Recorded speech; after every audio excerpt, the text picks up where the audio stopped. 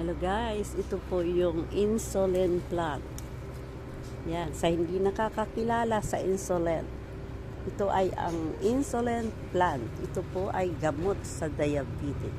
Ilalaga nyo po at ang bunga at yung bulaklak nito ay pwede nyong kainin. Yan, tumataas po siya oh. Insulin plant. Sa mga may diabetic, laga po kayo nito araw-araw. Inumin po. Yan. Yan ay gamot sa diabetic. Yan.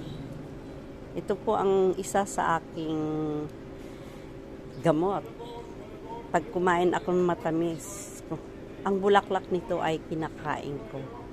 Yan. Kaya yung sugar ko ay hindi siya talaga tumataas kasi gawa niyan.